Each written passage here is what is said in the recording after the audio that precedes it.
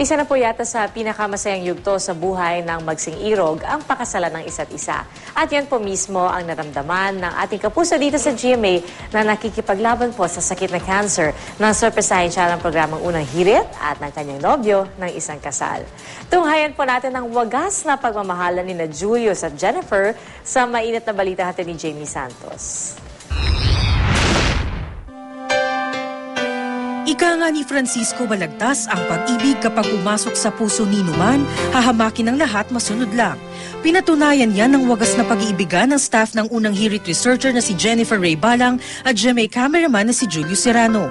Kilala si Jen sa kanyang positibo at masayahing pananaw sa buhay. Pero nagkukubli pala rito ang isang malubhang karamdaman. Sa edad na 17, nadiskubre ang cancer cell sa kanyang ovaryo, dahilan para tanggalin ito. Tanggap na ni Jen na hindi magkakaanak kailanman. Pero nag-iba ito nang makilala niya si Julius. Nagsimula sa pagkakaibigan hanggang tuluyang nahulog ang kanilang loob sa isa't isa. Masayang kasama. Tapos lahat nga ng mag-anak ko pag nakikilala siya sabi, iba yung girlfriend mo, may sense kausap. Sa madaling araw, dinadalhan niya ako ng pagkain. Doon niya ako nakuha. Mukhang pagkain talaga. Tinukak. Thoughtful. Yun nga, tsaka masyadong maalaga. Pero tila nagbiro ang tadhana dahil sinubok ang tatag ng kanilang samahan.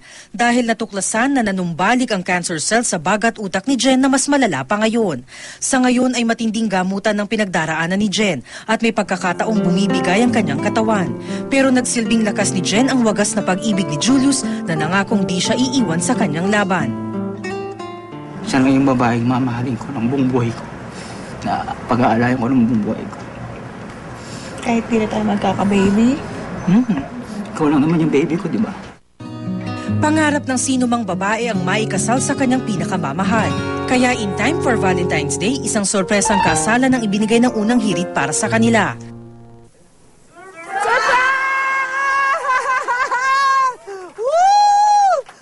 Jen! Jen, may sasabihin ako sa'yo. Ikakasal ka na. Habang si Julius hindi na napigilan ng mapaluha dahil sa sobrang kaligayahan.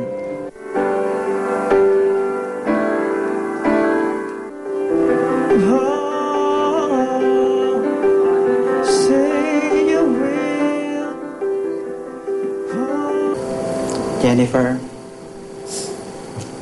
buong buhay kitang mamahalin. Ako ang magiging lakas mo para lumaban. Pinapangako sa'yo, ikaw lang ang mamahalin ko. Habang buhay, mahal na mahal kita. Isang malaking utang na loob namin to sa inyong lahat. At salamat po sa inyo kasi lagi kayo nandyan, sumusuporta, nagmamahal sa amin. Pinakita nyo sa amin kung gaano kahalaga ang buhay ng tao. I'm not afraid to fight dito sa sakit ko kasi nga po, marami pong nagmamahal at nagpe-pray po para sa akin. Pag-ibig ang naging lakas ng bagong mag-asawa para malampasan ang bawat pagsubok na kanilang naranasan. At ito rin ang magiging lakas nila para harapin ang bagong kabanata ng kanilang buhay mag-asawa. Jamie Santos, GMA News.